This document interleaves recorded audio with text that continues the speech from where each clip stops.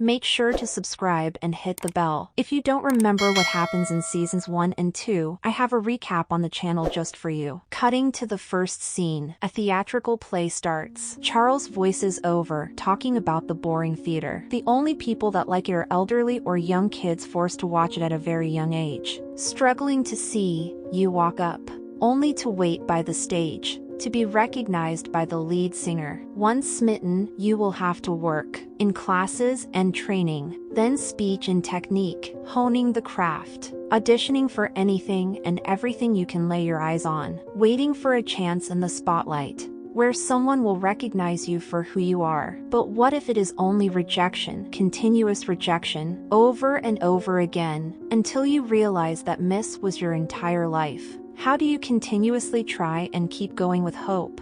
A casting director informs Oliver about a new walk-in that wants to try out for their play. Durkin, the new lady, tries out for the role of a nanny being interrogated. Realizing the performance is interesting, Oliver pays more attention. The audition of a lifetime, wavering the factor if blood is thicker than water. Whether a person needs to be connected by blood for the true ferocity of love to be apparent. Getting up to get a closer look, Oliver asks the magical question, "Where have you been?" When the moment in the spotlight occurs, it is paramount. But now what would you do to keep it? A surge of energy fills Durkin, thanking Oliver for the chance. Continuing back to the day when Ben Glenroy died. Getting straight to the action, Mabel questions if there was foaming around the mouth, suggesting that he could have been poisoned. Charles stops to tell her no, but also doesn't want her to investigate the case. Rushing out, Oliver worries that his lead Ben has passed. They decide to gather the people and continue with the opening night party as they planned. Comforting him, Mabel and Charles ask if he is okay. Worrying, he questions if this is reality. 4 months ago, it is the first time they are going to read through Oliver's script. They barely get to spend time together now because there aren't any homicides. Calming Oliver's nerves, he tells him his last Broadway show was horrible, just bad. But he is a very talented old man. Spitting out water, he jokes about how his acting is horrible. He hasn't acted since men had to play women. In Shakespearean times, men played women. Mabel is excited to meet Ben Glenroy, the famous actor. Oliver warns Charles to not alienate all their fellow actors. Applauding his entrance, Oliver announces that Ben is running slightly late, welcoming them to Death Rattle, the new Broadway show, a story of death that occurs in a lighthouse, where the only person in the room when the death occurs is an infant. He introduces amazing producer Donna DeMeo and her son Clifford,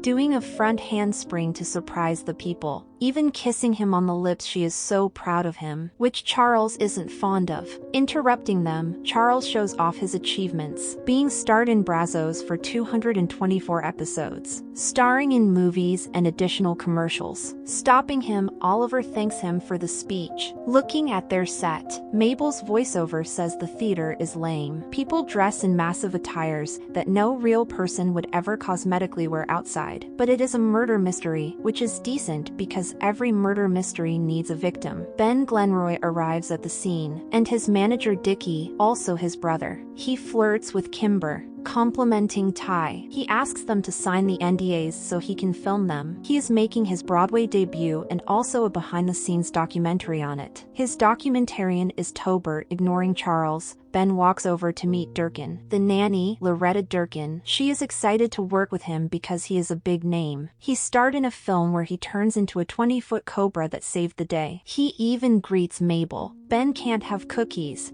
He is on a strict diet. They begin reading the script. Howard begins reading as the narrator. Ben interrupts to scream out how good the cookies are. Dickie rushes to take the cookies away. Continuing, Loretta tries a Scottish accent, but Oliver wants her to redo it because they can't understand her. She tries a different accent, but Oliver suggests she read in her normal voice. Reading on, they stop and Loretta realizes it is her line. Ben worries that the nanny will ruin their performance, exclaiming that she is a stinkeroonie, but Oliver wants to give her a chance. He goes to talk to her, Apologizing profusely, she begs him to not give her up, reassuring her that he isn't going to boot her, even going to the lengths of saying that if she leaves, he will too. Thanking him, Loretta hugs him. Remembering this, it comes back to the present day. Charles worries that a party isn't appropriate for a potential murder or death.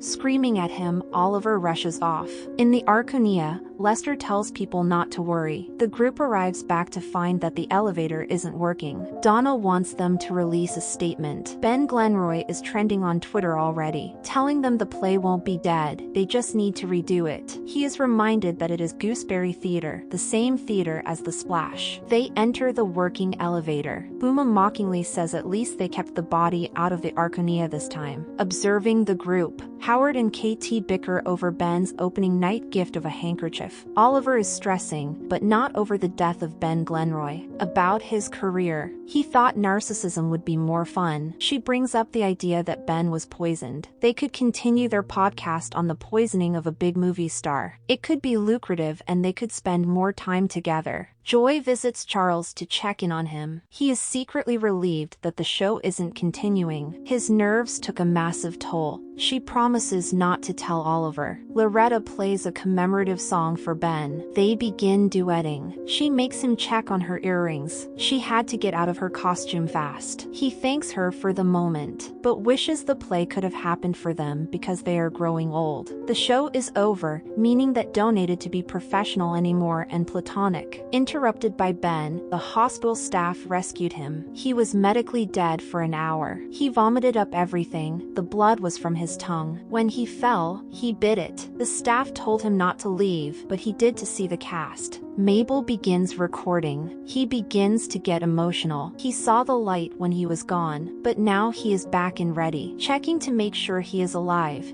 he slaps Oliver. After the entire ordeal, he wants to start over. They hug to start over. Taking a call, Ben decides to go to his penthouse in the Arcania, promising to see them later, announcing that they are all back on Broadway. Mabel congratulates Loretta, but she walks off, saying that Ben is back, but he is still a bad guy. Getting back to her apartment, Mabel goes inside. Sitting down alone, she realizes she just lost her friends because the show is back on. Texting the group chat for them to meet up, Mabel questions why they are just going to reopen the show like a guy didn't just pass out on stage. Oliver is excited to be back, talking about Ron and his placemats. Mabel tells them to stop.